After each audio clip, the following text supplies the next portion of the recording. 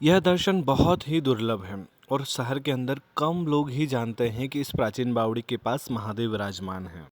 जय श्री महाकाल दोस्तों, मैं दीपक देवास से हूँ और आज मैं आपको देवास शहर में एक इतने प्राचीन और अद्भुत दर्शन करवाने लाया हूँ जिसके बारे में बहुत कम लोग जानते हैं और कम ही लोगों ने ये दर्शन किए हुए हैं। जी हाँ दोस्तों, देवास का भैरवगढ़ क्षेत्र असल में सबसे प्राचीन इलाका है। जब हमारे शहर की बसावट हुई थी तब शुरुआत में भैरवगढ़ क्षेत्र में कई सारे मंदिरों का निर्माण हुआ था और कई सारे रहवासी यहीं पे निवास करते थे। और इसी क्षेत्र के खुले एरिया में आज खेतों के बीच में गंगेश्वर महादेव विराजमान है। एक खुले आसमान में एक पेड़ के नीचे विराजमान महादेव का यह स्थान बहुत सुंदर है। और बहुत ही अच्छी बात यह है कि यहाँ पर आपको किसी भी तरह की कोई भीड़ भाड़ या कोई और नहीं मिलने वाला है पूजन करने के लिए। गिने चुने इक्का दुक्का लोग ही इस स्थान पर दर्शन करने आते हैं। पास में स्थित है एक बावड़ी जिसे गंगा बावड़ी कहा जाता है और इसी बावड़ी के नाम पर यहाँ पर गंगेश्वर महादेव की स्थापना की गई थी। लगभग 250 से 300 साल पहले देवास रियासत में जो मुख्य देवास परिवार राज परिवार हैं जिसे मोटी पाथी कहा जाता है यानी सीनियर के द्वारा यहाँ पर जो है गंगा बावड़ी का निर्माण करवाया गया था। और साथ ही साथ यहाँ पर महादेव की भी स्थापना की गई थी। इस बावड़ी का निर्माण करवाने का मुख्य लक्ष्य जल स्रोत को जो कि है जल की आपूर्ति करना था। और आपको बता दूं कि यह स्थान बहुत सुंदर है। देवास सीनियर के द्वारा निर्मित यह बावड़ी बहुत अद्भुत है। इसे एक नज़र देखकर सच में मुझे बहुत अच्छा फील हुआ। बहुत अच्छा महसूस किया मैंने कि हमारे शहर में इतना सुंदर स्थान है। और असल में यहाँ तक पहुँचने के लिए मुझे कई सारी जगह से घूमते हुए जाना पड़ा।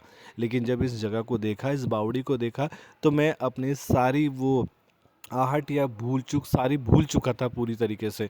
या जिस तरीके से भी मैं आया था मैं उसे बिल्कुल भूल चुका था क्योंकि मेरी मंजिल इतनी सुंदर थी।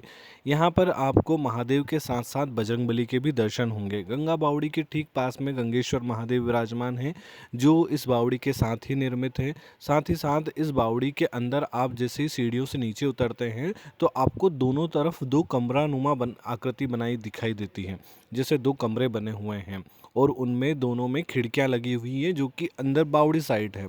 यह नज़ारा बहुत सुंदर और अद्भुत था। पेड़ के नीचे गंगेश्वर महादेव विराजमान हैं। यह शिवलिंग बहुत सुंदर और अलग ही देखने को लगी मुझे। वैसे भी खुले आसमान के नीचे जब आप महादेव के दर्शन करते हैं तो अनुभव कुछ अलग ही होता है। बाबा को यहाँ पर एक लोटा जल मैंने चढ़ाया और सच में मन को बहुत सुकून मिला। कुछ समय पहले तक यह एरिया बिल्कुल खुला हुआ था और यहाँ पर हर तरह के जो है किसी भी तरह का कोई रोकथाम नहीं थी, ताकि जो है मंदिर के ऊपर परिसर के आसपास शिवलिंग के आसपास कोई भी जा सकता था, जैसे जानवर हो या और कोई भी हो। लेकिन अभी कुछ समय जस्ट पहले ही यहाँ पर इस क्षेत्र के पार्षद के द्वारा आसपास बाउंड्री वाल का निर्माण करवाया गया, जिसके कारण यह जगह और भी ज़्यादा सुंदर हो गई और सुरक्षित भी हो गई। महादेव यहाँ विराजमान है नीम के पेड़ के नीचे और यह दर्शन आपको सच में मोहित करने वाले हैं। असल बात कहूँ तो आप किसी भी मंदिर में शिवलिंग के दर्शन करेंगे, वहाँ पर आपको आसपास से घिरे हुए भक्त जरूर देखने को मिलेंगे। और कई जगह तो ऐसी स्थिति होती है कि आपका नंबर नहीं लगता है पूजन करने के लिए। लेकिन जब मेरा यहाँ आना हुआ तो मैंने देखा यहाँ इक्का दुक्का लोग ही आते हैं दर्शन करने।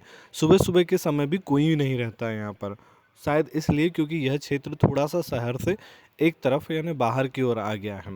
लेकिन बावड़ी के ठीक किनारे आपको गंगेश्वर महादेव के दर्शन सच में आपका दिल खुश करने वाले हैं। यह बावड़ी बहुत सुंदर है और बावड़ी के अंदर मुझे जो है कुछ मछलियाँ भी देखने को मिली जो कि बहुत बड़ी साइज़ में थी और साथ में गोल्डन फिश मेरे को देखने को मिली, जिसे देखकर बहुत अच्छा लगा।